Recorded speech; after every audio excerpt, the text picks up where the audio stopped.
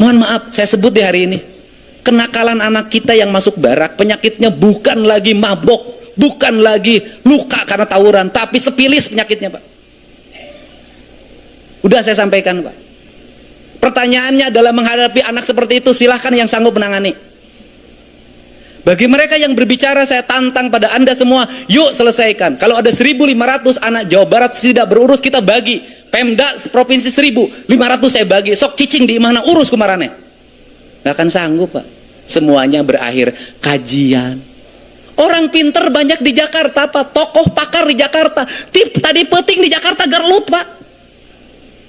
Tidak bisa mereka menyelesaikan yang ada di Jakarta lagi, apalagi Indonesia.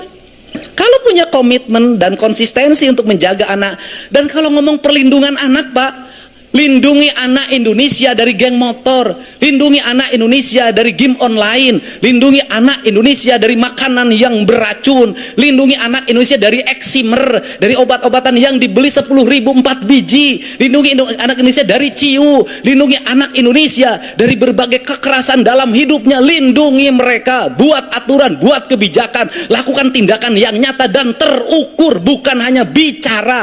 Negeri ini tidak akan hanya selesai dengan kata-kata.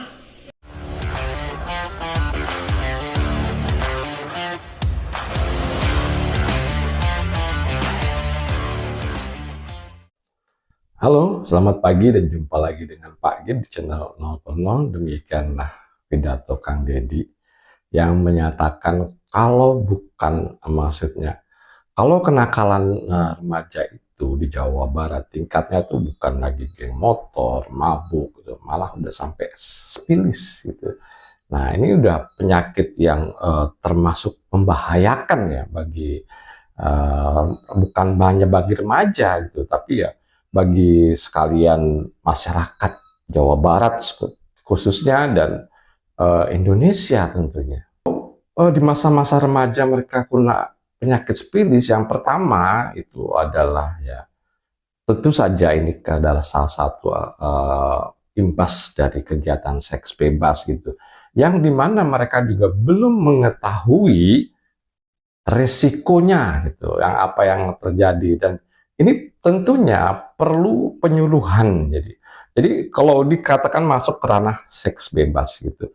Nah, ini anak itu sedini mungkin, katakanlah sebelum mereka dewasa, ini sudah mulai diajarkan gitu. Jadi ada kurikulum seks lah gitu, dalam arti penjelasan secara ilmiah kepada anak-anak, baik itu di tingkat SD misalnya, kan mulanya anak-anak itu mulai beranjak dewasa itu udah di SD terakhir lah ya, kelas 6, yang apalagi perempuan itu ya di SD kelas 5 malah ada sudah yang menjalankan menstruasi gitu ya. Nah, ini di angka-angka umur tersebut ini udah diperkenalkan seks secara ilmiah gitu loh. Akibatnya gimana, resikonya apa gitu, apa yang terjadi, misalnya ini akan mengakibatkan kehamilan gitu ya. Kemudian ini juga kalau bergonta-ganti pasangan itu salah satunya penyakit spilis gitu yang tidak sehat, dan kemudian banyak lagi hal-hal yang akan dibahas gitu, artinya hal-hal yang menyangkut efek negatif dari kegiatan seks bebas ya, karena tadi konteksnya adalah spilis gitu, malah akan bisa terjadi HIV gitu. Kalau sampai terjadi HIV ya udah parah banget lah gitu. Nah, di sini Kang Deddy itu menantang semua pihak yang berbicara lah, yang kita tahu KPAI, kemudian Farel, Denny Cagur gitu ya, dan satu lagi yang kemarin malah menuntut ya, orang dimasukin ke barak kemarin malah nuntut gitu, ini melanggar undang-undang gitu, anak-anak di pelajaran militer lah segala macam lah, itu ada undang-undangnya ya. Silahkan sajalah, negara ini negara hukum, bebas-bebas aja menurut, tapi ya pakai logika sedikit gitu loh. Maksudnya begini, Pak Gid, kalau menuntut tuh pakai logika sedikit tuh, apa sih yang terjadi sebenarnya gitu ya. Jadi kemauan untuk ke barak itu bukan artinya anak nakal dicap sama sekolah atau Pemda gitu, terus ditarik sama Pemda gitu ya, masukin ke barak. Itu nggak seperti itu SOP-nya. Kalau kita mau cek gitu ya, kita cek saja nih salah satu video gitu, Jadi apa yang terjadi? Kenapa di sini ikut latihan? Masuk di mama. Kenapa? Minum-minum. Kamu minum ya? Minum apa? Kawa-kawa. Kawa-kawa. Anak-anak perempuan banyak minum kawa-kawa sekarang. Di mana suka minum kawa-kawanya? Di rumah teman. Di rumah teman. Sering? Siap, sering. Sering. Bisa berhenti minumnya? Siap, bisa. Saya. Jadi problemnya itu ya, kesal sama ayah ya. Ya, dah. Kamu kenapa? Siap kemauan sendiri. Ini? Siap kemauan sendiri. Ini? Siap kemauan sendiri. Gak dikirim orang tua. Ini? Siap dikirim orang tua. Masalahnya apa? Siap, saya bandel. Bandelnya kenapa? Siap, saya susah diatur. Susah diatur. Minum? Siap, pernah. Minum apa? Siap. Kawa. Kawa-kawa belinya di mana sih kawa-kawa biar Pak Wali Kota tahu? Siap, saya tidak tahu. Kayak itu dapatnya dari mana? Siap, teman-teman. Dari teman. Ya. Kawa-kawa Pak Wali. Kenapa? Siap, saya bandel. Hah? Siap, saya bandel. Bandelnya kenapa cantik-cantik bandel? Kenapa? Siap, saya minum. Suka minum di mana? Siap, di rumah teman. Rumah temen. Minumnya apa? Siap, Apa? Hah? siap. Kawa-kawa. Kawa-kawa. Belinya di mana sih? Siap, teman yang beli. Temennya yang beli. Kawa-kawa ya? Kalau minum kawa-kawa perasaannya gimana? Siap, begitu. Plong ya?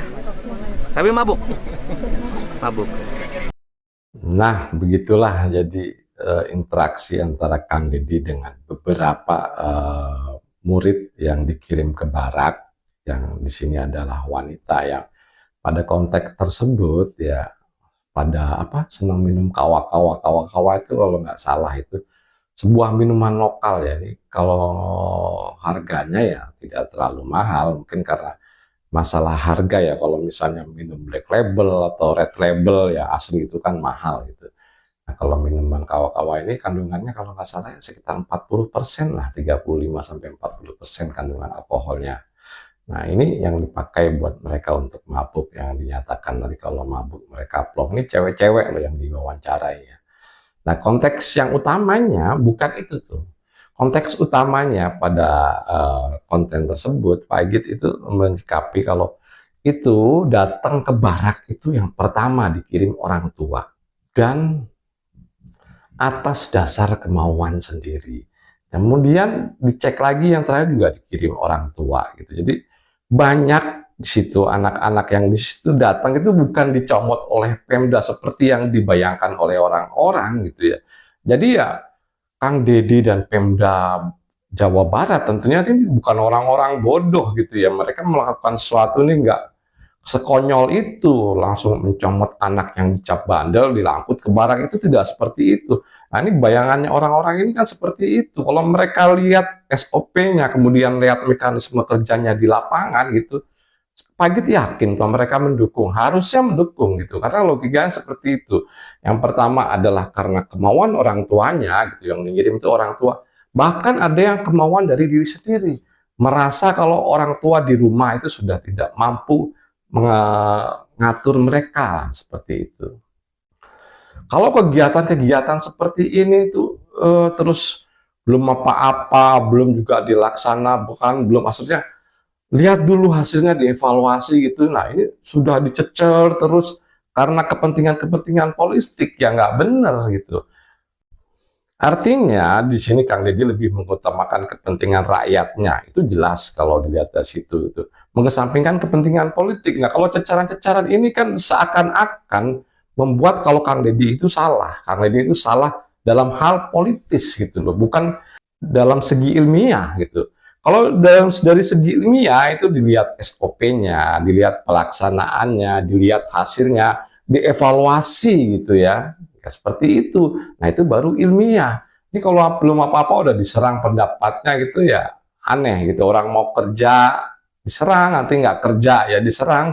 Ya ini sih lebih kepada kepentingan-kepentingan politik. Yang notabene yang penyerang-penyerang itu juga ya ini katakanlah partai yang bertentangan dengan partainya Kang Deddy itu. Tapi bukan berarti Pak Igit di sini adalah pendukung partainya Kang Deddy, tidak gitu. Pak Igit lebih bicara kepada fakta yang ada saja gitu. walaupun Kang Deddy itu dikatakan gubernur konten, ya memang dia gubernur konten, tapi apa yang dihasilkan dari konten tersebut gitu loh. Apakah hal itu positif atau negatif, dan ini adalah sebuah pencitraan, ya memang ini pencitraan gitu. Kalau zaman sekarang orang tidak menggunakan medsos untuk pencitraan, nah ini adalah hal-hal yang bodoh gitu. Atau memang orang tersebut tidak bekerja gitu. Jadi kalau orang tersebut tidak bekerja, apa yang mau disosialisasikan gitu. Yang namanya perjuangan, apalagi sebuah ide itu dilaksanakan, ini tidaklah mudah gitu. Artinya ada timbul pro kontra gitu. Yang pro biasanya orang yang teruntungkan dalam masalah ini ya, terutama ya anak bandel tersebut gitu ya, anak yang dicap bandel gitu ya. Kemudian dari keluarganya yang mengirim, ini kan merasa diuntungkan. Sedangkan yang merasa dirugikan adalah mereka yang terserang secara politik sebetulnya, bukan mereka yang melaksanakan sesuatu tersebut. Nggak melaksanakan, tidak lihat kenyataan, tidak mengevaluasi, terus komentar segi negatifnya saja. Ini adalah pekerjaan yang paling mudah. Pekerjaan yang paling mudah itu adalah mencari sisi gelap dari suatu masalah. Itu pekerjaan paling mudah. Baik, kita ambil kesimpulan teman-teman. Yang pertama, bagi mereka yang nyocot atau yang ngomdo, ya, dari KPAI lah bagi jelaskan nih, misalnya kemudian dari Ono Surono, kemudian dari Denny Cagur, dari Farel, kemudian dari Bapak AS itu ya, Adel itu, yang malah menggugat ke Barreskrim Polri. Nah, lakukanlah sesuatu. Kalau perlu, cek dulu lokasi, kemudian lihat itu kenapa mereka sampai datang ke situ, bukan maunya Pemda atau ditarik oleh Pemda, tapi atas kemauan orang tua, kemauan sendiri. Jadi kesadaran mereka untuk menjadi lebih baik itu akan lebih bagus, dan ini adalah program Jawa Barat supaya menjadikan rakyatnya itu lebih baik dan berpikiran lebih maju. Dan menurut Pak Agit, program yang ini, yang jalan ini ya, jangan disia-siakan gitu.